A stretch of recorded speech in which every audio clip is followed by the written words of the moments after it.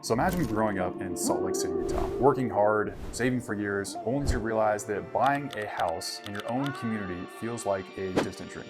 For many locals, this is kind of the new reality. Housing prices here have soared in the past decade, outpacing paychecks, stretching family budgets to a breaking point. Now, in this video, we're diving deep into Salt Lake City's housing market to ask a pressing question. Is homeownership slipping out of reach for the people who live and work here? Well, we'll look at the data and explore how things got this way, from skyrocketing prices and stagnant wages to the impacts of interest rates, newcomers, and housing policies. By the end, you'll see why some call this an affordability crisis. But stick around to the end because I'm going to give you 3 ways to be able to buy a house even in Utah's expensive market. Now, this isn't just about numbers and charts. It's about whether the next generation of Utahns can afford to put down roots in Salt Lake City.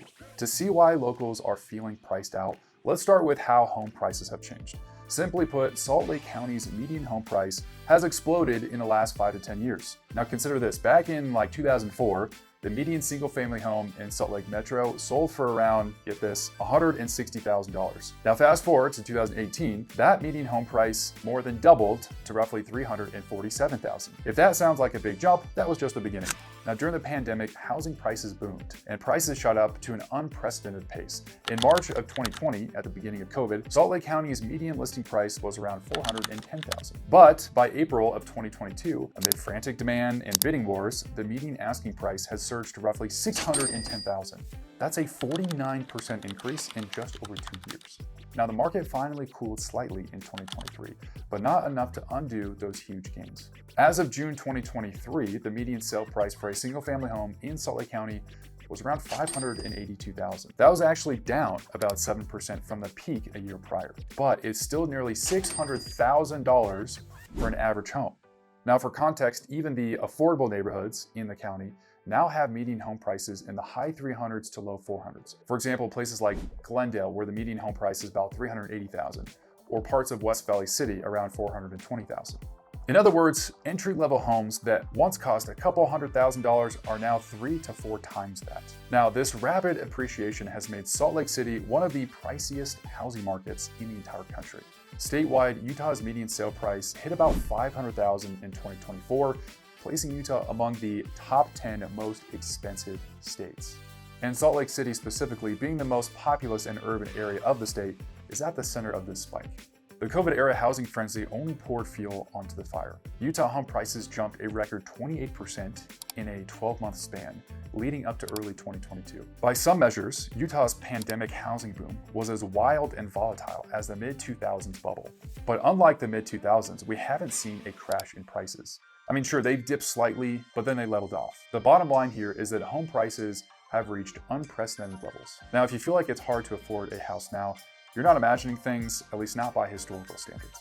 Now, one major reason homes feel so unaffordable is that house prices have been rising much faster than incomes. Now, it's a simple concept. If your paycheck grows 3% a year, but home prices jump 10% a year, over time you're priced out. And that is exactly what's happened in Utah over the past decade. Local wages just haven't kept pace with the housing market. Now let's quantify that gap. Researchers note that Utah's median home price is now about 6.3 times the median household income. Now traditionally, a ratio of about 3 or 4 times your income is considered affordable, but when you're more than 6 times, that's extreme. By mid-2023, the typical family in the Salt Lake City metro area couldn't afford 80% of the homes for sale. Now think about that. 4 out of 5 homes on the market were effectively out of reach for a median income buyer. And for renters, it's even worse. A recent analysis found 88% of Utah renters can't afford to buy a median price home in the state at any price range. And in Salt Lake County specifically, buying the median home with current rates and prices would require an income of around $150,000 per year. Now compare that to the actual median household income,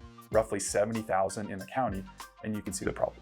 Now think about young adults or first-time buyers. They're facing home prices that doubled in a few short years, while these entry-level salaries certainly didn't double. Now it's no surprise that 9 in 10 Utah renters now believe they may never be able to buy a house. The rising generation is feeling locked out of the market, watching housing become a privilege for higher earners or those who already have equity. That leads to frustration and even talks of leaving the state in search of cheaper homes. Now here's another concern. When mortgage rates doubled, it didn't just slow the market. It crushed whatever was left of affordability for the average Utah. Now for much of the 2010s and even into 2020, homebuyers enjoyed historically low mortgage rates. Those low rates kept monthly payments relatively manageable, even as prices climbed. But since 2021, the Federal Reserve has hiked interest rates sharply to fight inflation, and mortgage rates shot up in response. By 2023, the average 30-year fixed-rate mortgage hovered around 6.5% to 7%, which by the way is the highest in like 20 years. This jump in rates has slashed affordability for buyers in Salt Lake City and across the country. And here's why. When rates rise, the same house costs a lot more per month. Higher interest rates means a higher mortgage payment, so a buyer's budget doesn't stretch as far as it used to. And in Salt Lake, we saw a vivid example of this. In the spring of 2021, the family needed around $99,000 in order to afford the median priced home. But 2 years later, in the spring of 2023, with higher prices and higher interest rates, that requirement now became $150,000 annual income, more than a 50% increase. And for existing homeowners, rising rates created a lock-in effect, meaning many people now have mortgages from the last few years at 3 or 4%, and they're reluctant or financially unable to give that up and move, because a new loan would be at 6 or 7%.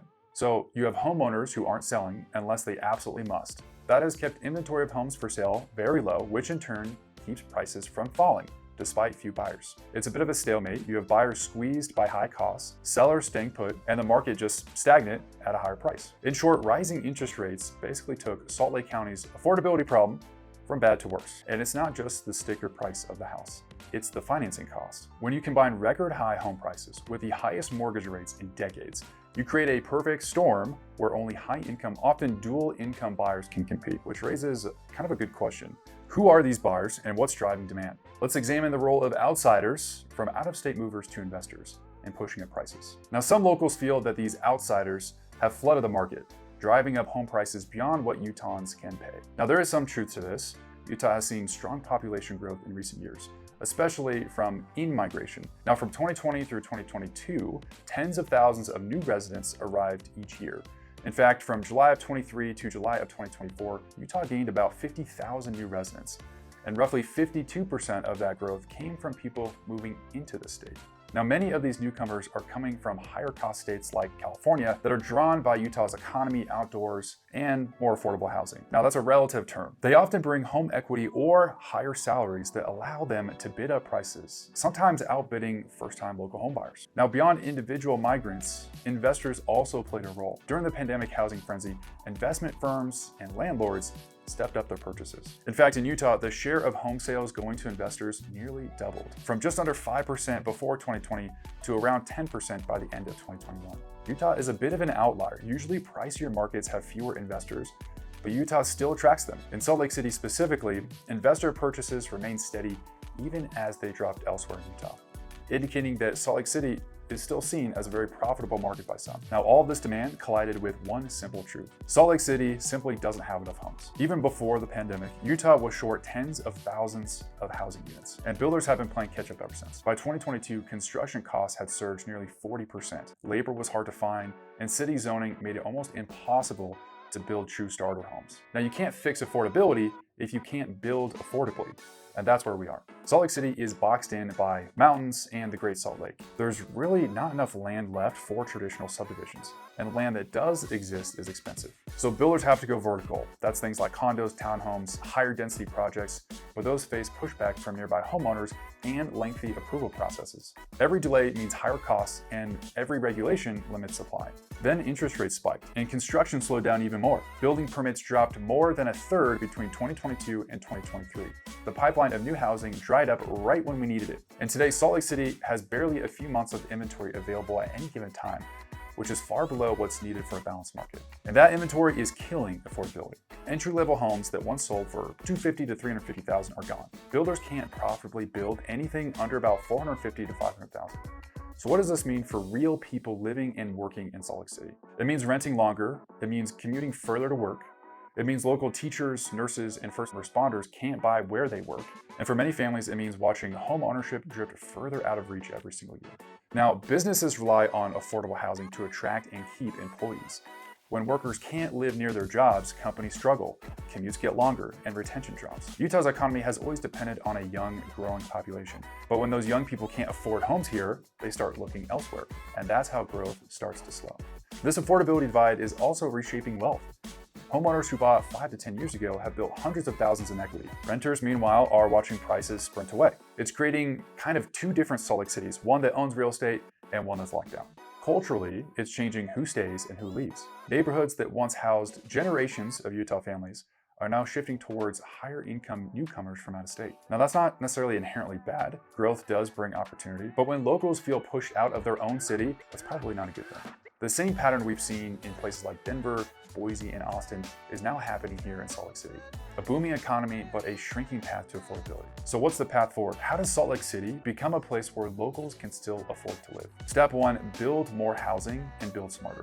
That means updating zoning to allow more density near transit and job centers. It means encouraging smaller homes, townhomes, and ADUs, not just million-dollar new builds. ADUs, or accessory dwelling units, are one of the fastest ways to add housing without changing neighborhood character. Utah has already legalized them statewide, but cities like Salt Lake still need to streamline the process and make them easier to build. Step number 2, incentivize the right kind of development. Builders follow the money. So when fees, timelines, and regulations make affordable projects less profitable, they're naturally going to focus on luxury housing. The city and state need to flip that equation, offering tax breaks, maybe reduced impact fees, or fast-track permits for attainable housing projects. Step number 3, empower buyers to compete. If you're trying to buy in Salt Lake City right now, you need every tool available. This includes things like down payment assistance programs or even creative financing. Co-signing, using an ADU as rental income, or co-owning with family are all becoming more common strategies. It's not as easy, but it is possible with the right game plan. The truth is, Salt Lake City is not going back to being a cheap market. Those days are long gone. But that doesn't mean it has to be impossible. The goal isn't to stop growth, it's to make sure growth doesn't push out the people who built this community. So yes, Salt Lake City has become expensive, but the story isn't over. If we can build smarter, rethink zoning, and give buyers new pathways to ownership, we can still keep Utahns living in Utah. And if you're thinking about moving to Utah, here are my top 3 ways to break into this expensive market. Number 1, take advantage of down payment assistance programs, such as the Utah First Time Homebuyer Grant, which gives buyers up to $20,000. Number 2, you want to leverage builder incentives on new construction homes to buy down the interest rate to make your monthly payment more reasonable. And number 3, you want to work with a local agent who knows where to find good deals. That's where I come in. If you're ready to buy, but not quite sure where to start, give me a call. I've helped lots of buyers this year find ways to purchase a home even when they initially thought that they were out of options. And if you want to hear the latest information about the Salt Lake City market, make sure to hit subscribe, and I'll see you in the next video.